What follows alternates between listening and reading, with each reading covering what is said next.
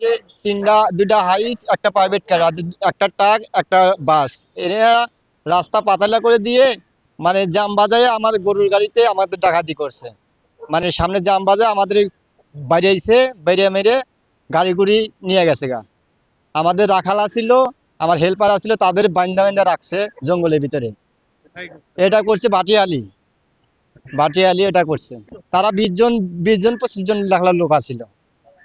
গরু কোথায় থেকে নিয়ে আসছে এটা সেটা কোথায় যাচ্ছে? এটা সিরাজগঞ্জ থেকে নিয়ে আসি, আনোয়ারা সরকার হাট যাবে। ওটাই নিয়ে আসছে? আনছি 28টা ওই জায়গায়। এখন 28টা আমি নিয়ে আসি গাড়ির ভিতরে। ওটা থেকে চুরি হয়েছিল? হ্যাঁ, এটা পুরা গাড়ি নিয়ে গেছিল, নিয়ে যায় এটা মোট 26টা পাইছি, 2টা পাইনি এখনো। আমরা দীর্ঘদিন যাবত ব্যবসা করি। সিরাজগঞ্জ থেকে মাল এনে চিটাগাং সরকার হাটে বিক্রি করি, আনোয়ারা থানা। তো কালকে প্রায়, আপনার নামটা? আমার নাম রুবেল। কালকে প্রায় আহ, আনুমানিক 3:30টার দিকে আমাদের ওই ক্যাম্প আছে না, এই আর্মির একটা ক্যাম্প আছে না, কি কোন ভাটিয়ারি?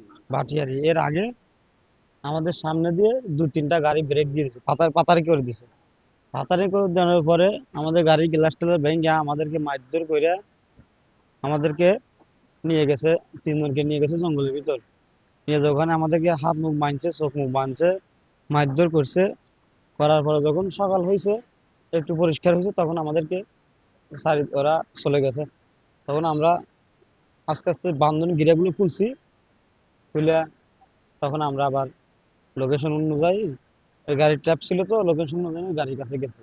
যাইয়া প্রথম দেখি গাড়িতে একটা গরু আছে, পরে আরো 5টা গরু, 6টা গরু ওখানে ছিল। এমনি এমনি উদ্ধার করতে করতে প্রায় 24টা গরু, 26টা গরু উদ্ধার হয়েছে। 26টা গরু উদ্ধার হওয়ার পর আরো 2টা গরু উদ্ধার হয়নি। গরুর ডাকাতি হয়েছে, এই গরুগুলো আসলো শেষগঞ্জ থেকে, এরা চিটাগাং দিকে আনোয়ার হাট দিকে যাবে। নিউজ পাওয়া গেল ওরা 4-5টা গাড়িতে ব্যারিকেড দিয়ে, হাইস গাড়ি দিয়ে ডাকাতরা ব্যারিকেড দিয়ে মারপিট করে। ট্রাকে ওঠে, ট্রাকে উঠে হেল্পার ড্রাইভারকে নামে দেয়, মারপিট করে নামে দিয়ে এরা ট্রাকটা নিয়ন্ত্রণে নিয়ে যায়।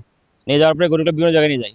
ওই সংবাদ পেয়ে আমরা আমাদের সারা রাত অভিযান করে, অফিসার ফোর্স অভিযান করে আমরা 3 জন ডাকাত গ্রেপ্তার করেছি। আর এখন 26টা গরু উদ্ধার হয়েছে, মোটামুটি 2টা গরু উদ্ধার হয়নি, চেষ্টা অব্যাহত আছে। 25-30 লক্ষ টাকা হবে।